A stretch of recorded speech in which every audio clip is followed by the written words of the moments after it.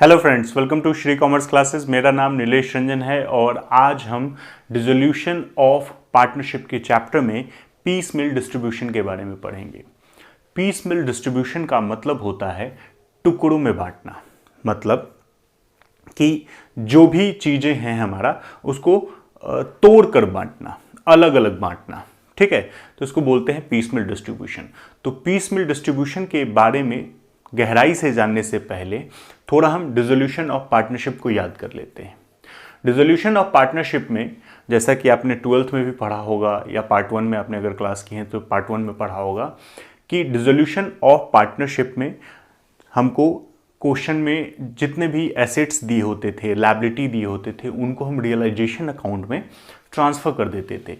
फिर उन एसेट्स को सेल करते थे और उनसे जो पैसा मिलता था उससे हम लायबिलिटीज़ का भुगतान कर देते थे, लायबिलिटीज़ को पेमेंट कर देते थे। फिर बाद में जो पैसा बचता था और जो रियलाइजेशन पे प्रॉफिट या लॉस होता था वो पार्टनर्स को मिल जाता था और अकाउंट्स क्लोज हो जाते थे। ठीक है, तो एक्चुअली जो हम डिसोल्यूशन में पढ़ते थे उसमें एक अजम्पशन था कि जितने भी हमारे एसेट्स हैं वो हमारे एक साथ बिक गए हैं, जितने हमारे लायबिलिटीज़ हैं उनका हमने एक साथ पेमेंट कर दिया है और फिर जो पैसा बचा है वो पार्टनर्स लेके चले गए। तो ये सारा काम एक निश्चित समय में पूरा हो जाता है, लेकिन जनरली ऐसा होता नहीं है। जब हम संपत्ति बेचते हैं, पूरा बिजनेस हमको बंद करना है, तो दो चार संपत्ति तो होती नहीं कि हम मार्केट में गए और बेच दिया। संपत्ति की संख्या, नंबर्स जो होते हैं वो बहुत ज़्यादा होते हैं। ठीक है, तो उनको बेचने के लिए हमको ज़्यादा मेहनत भी करनी पड़ती है और एक साथ बिकता भी नहीं है। जब आप संपत्ति को बेचने निकलेंगे, पूरी संपत्ति आपकी है, ऑब्वियसली हो सकते हैं उसमें लैंड हो, उसमें प्लांट हो, उसमें मशीन हो, उसमें बिल्डिंग हो, उसमें फर्नीचर हो, बहुत सारी चीज़ें हो सकती हैं। तो उन सब को जब आप बेचने निकलेंगे तो आपको एक साथ सारा पैसा नहीं मिलेगा। कोई संपत्ति किसी टाइम पे बिकेगा, कोई दूसरा संपत्ति किसी और टाइम पे बिकेगा, ऐसे करके अलग अलग टाइम पे संपत्ति बिकेंगे। यहाँ तक कि जो आपके डेटर्स हैं वो भी आपको एक समय पे पूरा पैसा नहीं देंगे, क्योंकि डेटर्स में अलग अलग लोग होते हैं, तो वो सब अलग अलग टाइम पे आपको पेमेंट करते हैं। तो डेटर्स भी एक साथ पेमेंट नहीं कर रहे हैं, उसी तरह जितने भी संपत्ति हैं वो भी एक साथ बिक नहीं रहे हैं। और कभी कभी तो ऐसा होगा कि आपने संपत्ति बेच दिया है और उसका अमाउंट बड़ा है, इसीलिए आपको 2-3 किस्तों में उसका अमाउंट प्राप्त होगा, मिलेगा। तो ये भी हो सकता है। तो इसीलिए हम ये मान के नहीं चल सकते हैं कि जितनी भी संपत्ति है उससे एक बार में पैसा वसूल हो जाएगा, एक बार में पैसा रियलाइज हो जाएगा, ये मान के हम नहीं चल सकते हैं। उसी तरह जब पैसा आ जाएगा तो हम एक साथ सारे क्रेडिटर्स को पे नहीं कर पाएंगे, क्योंकि पैसा अलग अलग टाइम पे आ रहा है। तो जितने भी लायबिलिटीज हैं उनको आप एक साथ पे नहीं कर सकते हैं। ठीक है, क्रेडिटर्स भी अलग अलग होते हैं और लायबिलिटीज में लोन हो सकता है, बैंक ओवरड्राफ्ट हो सकता है, कैश क्रेडिट हो सकता है, या और भी अलग अलग तरह के लोन हो सकते हैं। तो इन सब का पेमेंट आप एक साथ नहीं कर सकते हैं। ठीक है, तो इसीलिए जैसे जैसे पैसा आएगा वैसे वैसे आप पेमेंट करेंगे। तो जो ये हम डिसोल्यूशन में पढ़ते आए थे अकाउंटिंग प्रोसेस, ये सबसे आखिर का प्रोसेस है। मतलब जब सब पेमेंट आ जाएगा, जब जितने भी लायबिलिटीज हैं सबका भुगतान हो जाएगा, तब जाके हम अंत में रियलाइजेशन अकाउंट बनाएंगे, पार्टनर्स कैपिटल बनाएंगे, कैश अकाउंट बनाएंगे और अकाउंट्स को क्लोज कर देंगे। लेकिन उससे पहले का काम है हमारा पीस मिल डिस्ट्रीब्यूशन। मतलब जैसे जैसे पैसा आएगा वैसे वैसे पैसा बटेगा, पैसा दिया जाएगा। किनको? जिनको देना है हमको, क्रेडिटर्स हैं, चाहे इंटरनल हो चाहे एक्सटर्नल हो, फिर पार्टनर्स हैं, इन सब को पेमेंट करना है। तो इन सब को हम पेमेंट कर देंगे जैसे जैसे हमारा पैसा आता जाएगा। ठीक है, अब यहाँ पे बात आती है कि एसेट्स में पहले कौन वसूल हो सकता है। तो एसेट्स में ऐसा कोई सीरियल नंबर नहीं है, कोई क्रम नहीं है। एसेट में जो जब पेमेंट जहाँ से आ जाए सब चलेगा। ठीक है, तो कोई क्रम निर्धारित नहीं है एसेट्स के मामले में। लेकिन जब आप लायबिलिटीज को पेमेंट करने जाएंगे तो वहां पे क्रम का निर्धारण किया गया है, सीरियल नंबर तय किए गए हैं कि पहले किसको पेमेंट होगा, बाद में किसको पेमेंट होगा, सबसे अंत में किसको पेमेंट होगा। ठीक है, तो इस तरह से हम डिस्ट्रीब्यूट करेंगे। तो अब बात आती है कि पेमेंट एसेट से तो हमको मिल जाएगा कोई भी कभी भी, लेकिन लायबिलिटीज में पहले किसको पेमेंट किया जाएगा। तो लायबिलिटीज को पेमेंट करने से पहले जितना भी रियलाइजेशन का खर्चा होगा उसका पेमेंट होगा। जब भी कोई एसेट्स वसूल करेंगे तो उससे रिलेटेड कुछ खर्चा होगा, तो सबसे पहले उस खर्चे का भुगतान किया जाएगा। तो कहने का मतलब रियलाइजेशन एक्सपेंसेज या डिसोल्यूशन एक्सपेंसेज का पेमेंट पहले किया जाएगा, उसके बाद पैसा बचता है तो सबसे पहले हम एक्सटर्नल लायबिलिटीज को पे करेंगे। ठीक है, एक्सटर्नल लायबिलिटीज कौन से होते हैं? तो ऐसे दायित्व या लायबिलिटीज जो पार्टनर से रिलेटेड नहीं है, जो पार्टनर से नहीं लिया गया है। ठीक है, मतलब बाहरी लोग जो संस्था से रिलेटेड नहीं है, जो पार्टनरशिप से रिलेटेड नहीं है, बाहरी लोग, उनसे जो कर्जा ले रखा है, बैंक हो गए, क्रेडिटर्स हो गए, ये सब एक्सटर्नल लायबिलिटीज में आते हैं। तो सबसे पहले इनका पेमेंट किया जाएगा। उसके बाद जब एक्सटर्नल लायबिलिटीज का पेमेंट हो जाएगा और उसके बाद अगर पैसा बचा हुआ है तो उसमें से इंटरनल लायबिलिटीज को पे होगा। इंटरनल लायबिलिटीज को पे करने के बाद जो पैसा बचेगा वो जाएगा पार्टनर्स को। पार्टनर्स को जब हम पेमेंट कर देंगे, यानी कि उनका कैपिटल जब पे हो जाएगा, उसके बाद अगर कोई एक्सेस अमाउंट बचता है तो ऑब्वियसली उनके प्रॉफिट शेयरिंग रेशियो में वो प्रॉफिट के तौर पे डिवाइड हो जाएगा, बढ़ जाएगा। अब यहाँ पे बात आती है कि हो सकता है कि इंटरनल लायबिलिटीज एक से ज़्यादा हो सकता है एक्सटर्नल लायबिलिटीज एक से ज़्यादा हों, है ना। तो उस सिचुएशन में हम कैसे पेमेंट करेंगे? क्योंकि मैंने तो आपको बोला एक्सटर्नल लायबिलिटीज को पे कर देंगे। अब मान लीजिए एक्सटर्नल लायबिलिटीज दो हैं, क्रेडिटर्स है और बैंक लोन है, तो कैसे पेमेंट करेंगे? तो जितना अमाउंट आप पे कर रहे हैं, ठीक है, तो वो दोनों में बांट कर पे करेंगे। ये नहीं है किसी को प्रेफरेंस देना है, आप दोनों में बांट देंगे। किस तरह से बांटेंगे? तो उनके प्रोपोर्शनेट बेसिस पे, यानी कि अनुपातिक आधार पे जितना अमाउंट होगा उसी हिसाब से उनको पेमेंट होगा। मान लीजिए 8,000 का पेमेंट करना है, 8,000 का आपको पेमेंट करना है और एक लायबिलिटी है 25,000 का, जो क्रेडिटर्स है वो है 25,000 का, और जो बैंक लोन है वो है 15,000 का। तो अब कैसे पे करेंगे? तो अनुपातिक विधि से आपको देखना होगा कि इनका पहले रेशियो निकालना होगा, 25,000 और 15,000। तो ये 5-3 का रेशियो हो गया, तो 5,000 इसको दे देंगे, 3,000 इसको दे देंगे। ठीक है, इस तरह से बंटवारा हो जाएगा। अब यहां पर तो मैंने आसान एग्जाम्पल लिया था, ठीक है, ताकि आसानी से आपको समझ में आ जाए। लेकिन क्वेश्चंस जरूरी नहीं कि आपको ऐसे ही मिले। क्वेश्चन में हो सकता है कि ये अमाउंट जो है इन दोनों के टोटल से डिफरेंट हो, तो आप इसको इस रेशियो में बांट देंगे। कैसे बांटेंगे? तो जो भी रेशियो निकलेगा उससे मल्टीप्लाई कर देना है आपको, 8,000 इंटू 5/8 और 8,000 इंटू 3/8। ठीक है, तो रेशियो हो सकता है अलग हो, तो उससे मल्टीप्लाई कर देंगे। तो इस तरह से आप अनुपातिक विधि से अमाउंट बांट देंगे। ठीक है, तो एक्सटर्नल लायबिलिटीज का पेमेंट एक साथ होगा। अब कभी कभी स्टूडेंट पूछते हैं कि सर पेमेंट तो आगे भी आएगा ना, तो ऐसा नहीं कर सकते कि हम क्रेडिटर्स को 25,000 पहले पे कर दें और फिर बैंक लोन वाले को बाद में पे कर दें? तो नहीं, हम ऐसा नहीं कर सकते हैं। हम ये मान के चलते हैं कि ये जो 8,000 हमारा वसूल हुआ है ये आखिरी वसूली है, इसके बाद कोई भी पैसा नहीं आएगा। तो जो पैसा बंटवारा करना है यही है, तो इसीलिए हम अनुपातिक आधार पर बांट देते हैं। ठीक है, यही कारण है। तो हमको जो भी अगर एक्सटर्नल लायबिलिटीज में एक से ज़्यादा होंगे या इंटरनल लायबिलिटीज में एक से ज़्यादा होंगे, तो सबको अनुपातिक आधार पे आपका बंटवारा कर देना है इसी तरीके से। ठीक है, तो ये है हमारा पीस मिल डिस्ट्रीब्यूशन का प्रोसेस। इसके बाद बात आती है कि जब हम इंटरनल लायबिलिटीज को पे कर देंगे तब पार्टनर्स को पेमेंट होता है। तो पार्टनर्स को पेमेंट करने के लिए दो विधि का इस्तेमाल होता है। तो पहले हम थोड़ा लिख लेते हैं।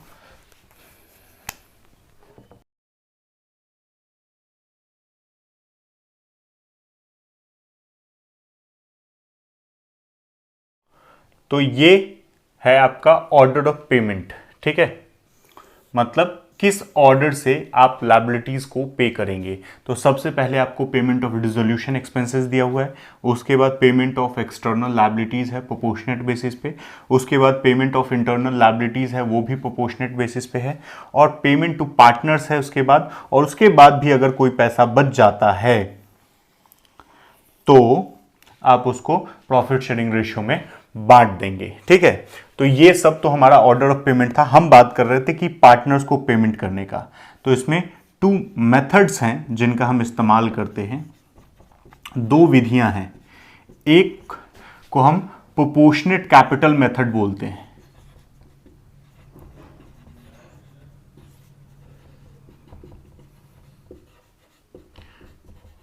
और दूसरे को हम मैक्सिमम लॉस मेथड बोलते हैं।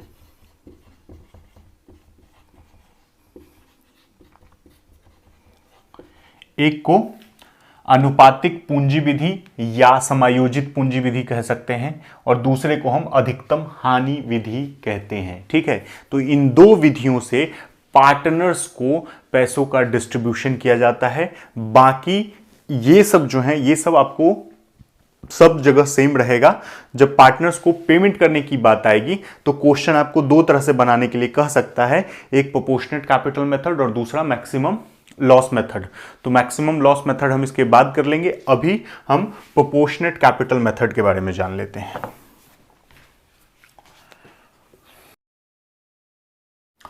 तो proportionate capital method, proportionate capital method यानी कि अनुपातिक पूंजी विधि क्या है।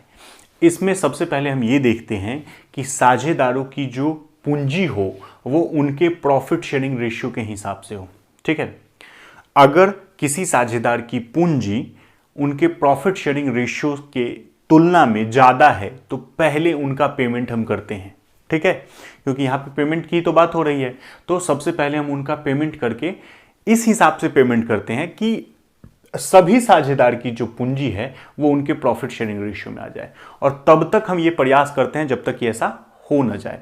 ठीक है, तो इसके लिए एक एग्जांपल ले लेते हैं जिससे हमको ज़्यादा बेहतर से समझ में आ जाएगा। ए, बी और सी तीन पार्टनर हैं जिनका रेशियो 3:2:1 है। अब ए की पूंजी 25,000 है, बी की 18,000 और सी की 7,000 है। ठीक है, तो अब क्या करना है हमको, तो इनको ठीक करना है, इनके कैपिटल को इस हिसाब से कर देना है कि ये 3:2:1 के अनुपात में हो जाए। कैसे करेंगे, क्योंकि अभी अगर आप देख रहे होंगे तो 25,000, 18,000 और 7,000 ये तीनों इस अनुपात में नहीं है, तो इसके लिए हमको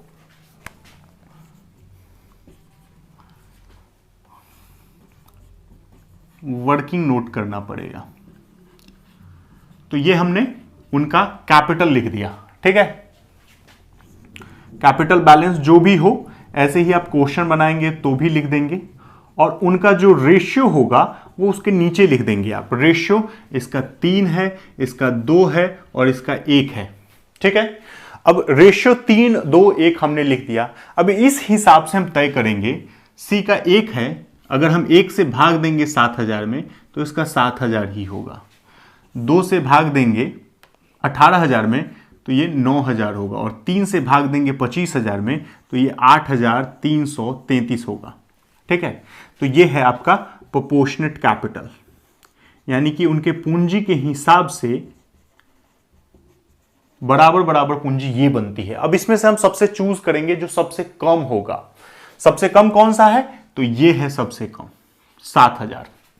ये भाग देने के बाद चूज करना है। कभी कभी क्या होता है, स्टूडेंट्स ये सोच लेते हैं कि ऊपर ही चूज कर लेते हैं और यहां पे गड़बड़ हो जाता है, तो भाग देने के बाद चूज करना है। अब जो सबसे कम पूंजी है उस हिसाब से इसको आधार मान लेते हैं और इससे मल्टीप्लाई करते हैं सबके रेशियो का, और उनका जो कैपिटल इसके हिसाब से होना चाहिए, ठीक है, वो तय कर लेते हैं। कैसे होगा, तो 7,000 इंटू 3 21,000, 14,000 और 7,000, 21,000, 14,000 और 7,000। ठीक है, ये कैपिटल होना चाहिए इसके हिसाब से। है कितना, 25,000, 18,000, 7,000। ठीक है, अब अंतर अगर देखेंगे तो इसका बचेगा 4,000 एक्स्ट्रा है उसकी तुलना में, अगर करें तो इसका भी 4,000 एक्स्ट्रा है और इसका नील, क्योंकि 7,000 में से यहां से माइनस करना है, ये से माइनस करना है, ये ना कि इसमें से घटा दीजिएगा, यहां से ये। ठीक है, अब माइनस करने के बाद एक्स्ट्रा पता चल गया हमको, ये एक्सेस है कि एक्सेस कैपिटल इनका इतना निकल रहा है, इसका पेमेंट पहले करना है। कैसे करना है, तो 4,000 इसको देना है, 4,000 इसको देना है। अब इसका रेशियो फिर से लिखेंगे, इसका रेशियो है 3, इसका रेशियो है 2, इसके हिसाब से 2000 बनता है इसका एक्सेस, और इसके हिसाब से 1333। दशमलव में कुछ आएगा पॉइंट में, बट पॉइंट हम नहीं लेके चल रहे हैं। अब कौन सबसे कम है, तो ये है, तो इसके हिसाब से इसका देखें तो 4000 ही होगा, लेकिन इसके हिसाब से इसका देखें तो इसको मल्टीप्लाई करेंगे इससे, तो ये हो जाएगा 2667, 2667। ठीक है, तो इतना पैसा 1333 रुपया इसको पहले पेमेंट होगा और इसको नील। क्यों? क्योंकि यहां से अब हम इसको माइनस कर रहे हैं, तो इतना पैसा जब इसको पे हो जाएगा, ठीक है, तब आगे फिर इनका रेशियो में पेमेंट होगा 3-2 में। 1333 इसको पे हो जाएगा, तो इसका बचेगा एक्स्ट्रा में से 2667। 4000 इसको एक्स्ट्रा पे करना था, तो उसमें सबसे पहले हम 1333 इसको पे कर देंगे। अब 1333 जब पे हो जाएगा तो इसका कैपिटल हो जाएगा 2667, ठीक है, 2667, और इसका 4000 ही रहेगा। तो फिर उसका हम 3-2 के रेशियो में पेमेंट कर सकते हैं। 3-2 के रेशियो में पेमेंट करेंगे, इन दोनों का जब 4-4 हजार पे हो जाएगा तब फिर हम जाएंगे ऊपर की तरफ। तब यहां पर पेमेंट आप देखिएगा तो सबका बैलेंस बच जाएगा 21,000, 14,000, 7,000, बाद में फिर 3-2-1 के अनुपात में बांट देंगे। ठीक है, तो सबसे पहले इसका पेमेंट होगा इतना, इसका जो बचेगा फिर इन दोनों का रेशियो सेम हो जाएगा, तो इन दोनों का रेशियो ठीक हो जाएगा, तो इसका पेमेंट कर देंगे, इसका पेमेंट कर देंगे। इन दोनों का जब पेमेंट हो जाएगा 4-4 हजार, तब जाके सब का रेशियो बराबर हो जाएगा और उनके अनुपात में हो जाएगा। कहने का मतलब 3-2-1 में हो जाएगा। फिर जितना भी पैसा उसके बाद वसूल होता जाएगा उसको 3-2-1 में बांटते जाएंगे। तो इससे क्या होगा, अंत में हमारा जो लॉस निकलेगा, अगर निकलता है तो लॉस अगर निकलेगा तो वो भी रेशियो में ही होगा 3-2-1 के ही, क्योंकि प्रॉफिट शेयरिंग रेशियो अगर 3-2-1 है तो कहने का मतलब लॉस को हमको 3-2-1 में ही बांटना है। तो लॉस को बांटना है, न कि कैश को। कभी कभी स्टूडेंट के दिमाग में यह भी डाउट आता है कि सर जैसे जैसे पेमेंट आएगा उसको 3-2-1 में बांटते जाएंगे। तो अब मान लीजिए कि जो भी पेमेंट आता, अगर हम 3-2-1 में करते जाते पेमेंट, ठीक है, मान लीजिए पहली बार 6,000 रुपये आते तो 3,000 इसको दे देते, 2,000 इसको दे देते, 1,000 इसको दे देते। फिर उसके बाद 12,000 आता तो 6,000 इसको दे देते, 4,000 इसको दे देते और 2,000 इसको दे देते। उसके बाद कोई पेमेंट नहीं आया, मान लीजिए एक ये भी लेके चल लेते हैं, पता चल जाएगा आपको। मान लीजिए 25,000 इसका है, 18,000 इसका है और 7,000 इसका है।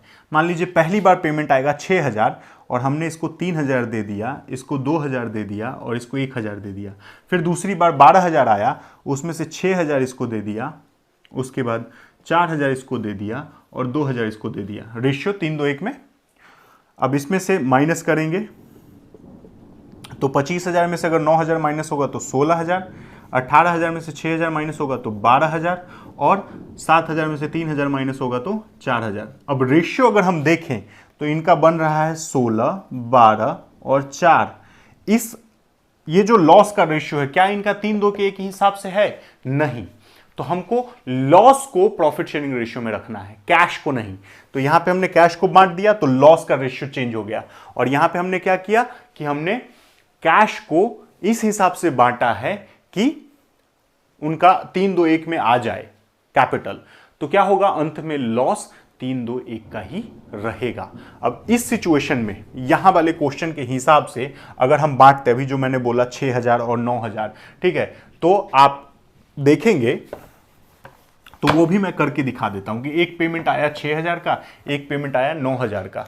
तो मान लीजिए ए, बी, सी तीनों का 25,000 है, 18,000 है और 7,000 है। पहला पेमेंट मैंने बताया आपको 6,000 का। तो 6,000 में से सबसे पहले पेमेंट कितना करेंगे? 6,000 में से 1,333 का पेमेंट हमको बी को कर देना है, इसको।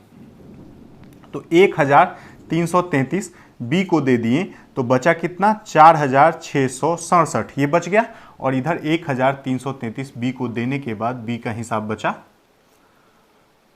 16,667। ए का 25,000 ही रह गया और सी का 7,000 ही रह गया। ये पेमेंट करने के बाद ए और बी का मामला ठीक हो गया है, ठीक है। ए और बी का मामला ठीक हो गया। अगर देखेंगे तो अब 3-2 का रेशियो इनका हो गया है। 8333 से इसको मल्टीप्लाई करेंगे तो 2 बार में कटेगा, ये 3 बार में कटेगा। तो अब जो पैसा बचा ये 3-2 में इनके बीच में बढ़ जाएगा।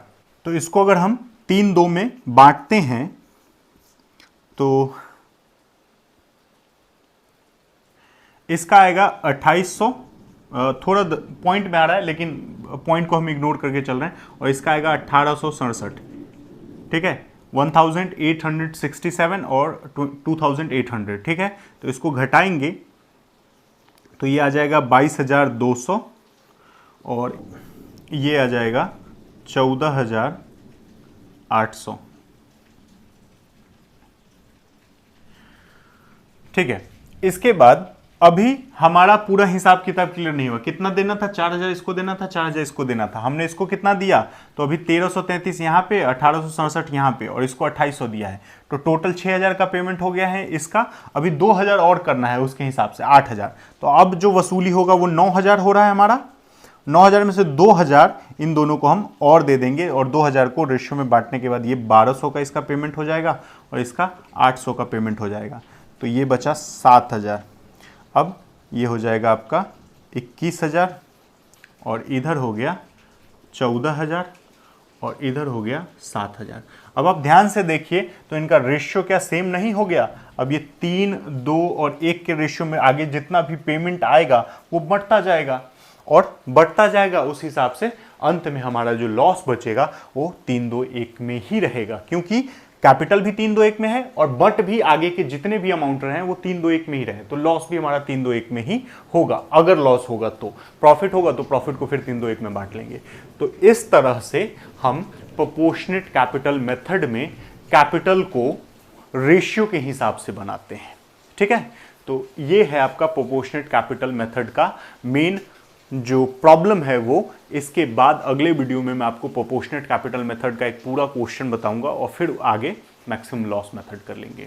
तो अगर आपको इस पूरे कॉन्सेप्ट में कोई भी डाउट आता है, कैसा भी प्रॉब्लम आता है, तो आप मुझसे पूछ सकते हैं यूट्यूब के कमेंट बॉक्स में, इंस्टाग्राम पे या हमारे फेसबुक पेज में। आप हमको टेलीग्राम पे भी मैसेज कर सकते हैं। तो अगर आपको ये वीडियो पसंद आया है तो वीडियो को लाइक करें, पेज को सब्सक्राइब करें और बेल आइकन दबाएं ताकि आपको आगे के वीडियो के नोटिफिकेशन मिलते रहें। धन्यवाद।